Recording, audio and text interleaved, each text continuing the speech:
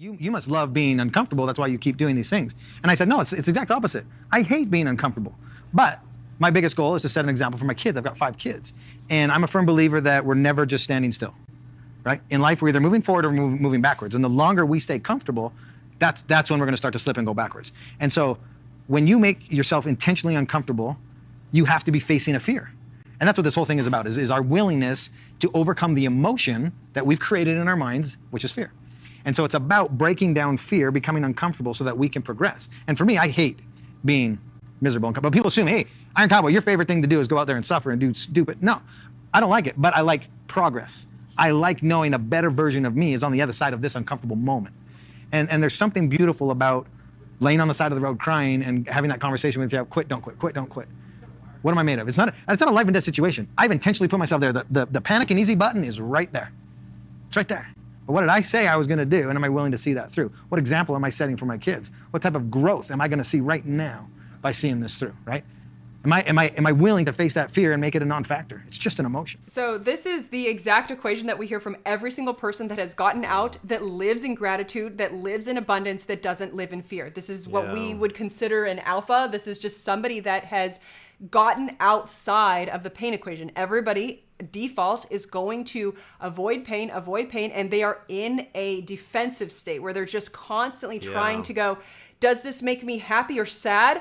Go towards happiness in the moment. And what you then do over time is, because you're playing the game of avoid fear, avoid pain, you're just backing yourself into a corner. Therefore, you live with the most pain, the most fear. I just can't connect the dots of that. You can't, because it's just, I'm just going to go in this moment, this will make me happy. But no one is being responsible by default that at the end of the night, when you go to sleep, you're not going to sleep well. You're not going to believe in self, because you're not coming to, I have to put pressure on myself during the whole day so that when I go to sleep at night, I live with abundance, because I'm not going, oh no, if this thing happens, I would be sad, scared, and live in fear.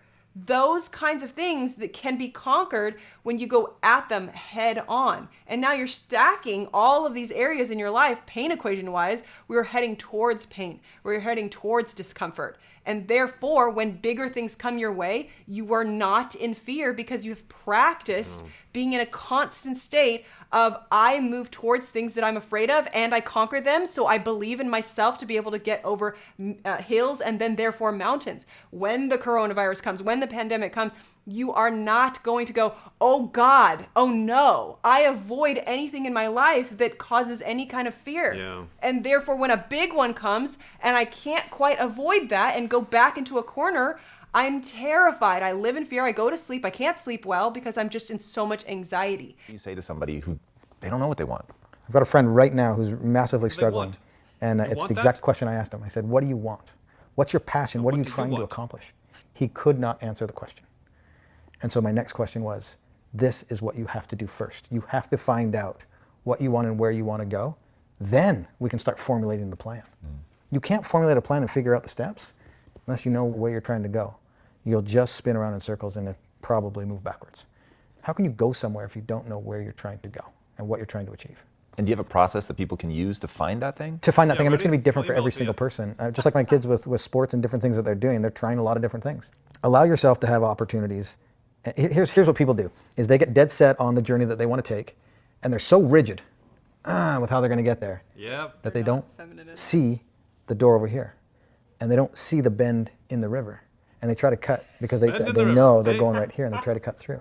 Well, they didn't know at this bend of the river there was a paradise and a picnic waiting for them that would have opened up a door. Maybe their sweetheart was waiting there for them. I hope it's vegan. Don't be so rigid with how you're going to get there. So just real quick on these hard questions of like, you gotta have your vision. You gotta know what you want to do, right? Yeah. It's like, it makes so much common sense.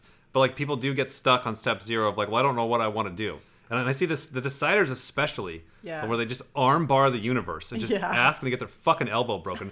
I want to do. I'm going to do. I want to do this. Like, hey, you're 24. You're a fucking psycho. You don't know how the world works. I hope you don't get what you want to do. Right. So even if you got what I wanted, like, you just fucked everybody in your life and yourself so bad, because what the hell do you know? Right? So it's like, just what I've done, this is just me, disclaimer, Dave alert, is like, I've reframed my questions. This is from Tony Robbins.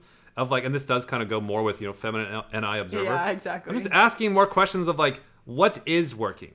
Like, out of 1,000 people that are happy, what are they doing? What you've done is pure insanity, and it would be crazy no matter who did it. No, I have the but same that questions. just a few years before you really got serious, you were huffing and puffing your way through a 4-mile fun run. Isn't that fun? That is so weird. Like, I really do want to Fun. dismiss you as just Let's say being like Effie on your gifted shirt. in some way. This is my biggest pet peeve. Understandably so. Because like when somebody does something perceived as great, it's almost written off because they're assumed to be gifted. For sure. Like Shaquille O'Neal, dude's got some genetic freakness about him. When somebody says you only accomplish this because XYZ, I don't like that. That's pretty understandable. Oh, that's good. That's a good interview there. Right? Tom with his FE shirt. I know he has FE on his shirt for iron. You know, like that's the. Oh, is that what it is? That's the code for iron. So Why isn't it IR? Because I think that one's taken. Fucking Ennies. Let's make the periodic table rather confusing. It might be a Latin thing, I would guess. Latin? Who knows? This is America. No. What's Latin have to do with science?